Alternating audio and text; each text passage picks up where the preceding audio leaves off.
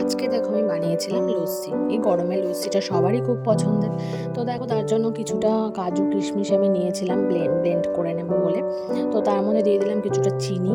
তো এগুলো আগে একটু মিক্সিতে মিক্স করে নিলে পরে কি হয়, তো লস্যির মধ্যে এটা খুব ভালোভাবে মেশে।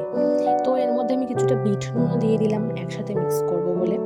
তো দেখো এরপর দিয়ে দিলাম একটু গুঁড়ো দুধ। তো গুঁড়ো দুধটা দিলে কি হয়, ফ্লেভারটা যেমন খুব সুন্দর আসে, টেক্সচারটাও খুব সুন্দর আসে। তো ওই জন্য আমি একটু গুঁড়ো দুধটা দিয়ে ট্রাই করেছিলাম, তো ভালোই টেস্টটা হয়েছিল, তোমরা দেখো। তো এবার সবটা দিয়ে একটা মিক্সড বানিয়ে নেব আমি। তো মিক্সিতে দিয়ে একটা মিক্স তৈরি করে নিলাম। তো দেন এটার মধ্যে মিক্সটা তৈরি করে নেওয়ার পর আমি কিছুটা দই মেশাবো। তো আমি টক দই ইউজ করেছিলাম, যেটা প্যাকেট নর্মালি যে দইগুলো পাওয়া যায় নর্মাল দোকানে, সেগুলোই ইউজ করেছিলাম।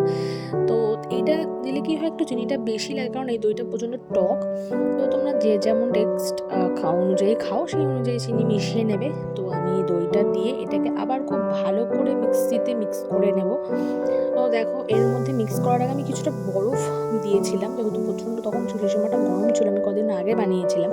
তো দেখো বরফটা দেওয়ার পর ভালো করে আমি মিক্সিতে মিক্স করে নিলাম। দেখো কি সুন্দর উপরে ভালো ফেনা ফেনা টাইপের হয়ে গেছে, তো যেটা লস্যিতে প্রয়োজন। তো দেন এবার এটাকে আমি সার্ভ করে দেবো। তো গ্লাসে গ্লাসে ঢেলে নিলাম। তো এটার মধ্যে আমি খুব একটু বেশি পরিমাণে বরফটা দিয়েছিলাম, যাতে অনেকক্ষণ খেতে খেতে আমরা ঠান্ডাটা ঠান্ডাটা থাকে, নাহলে এতটা তখন গরম ছিল, ঠান্ডাটা থাকছিল না। তো এর মধ্যে উপর থেকে একটু বিট নুন দিয়ে সার্ভ করে নিলাম।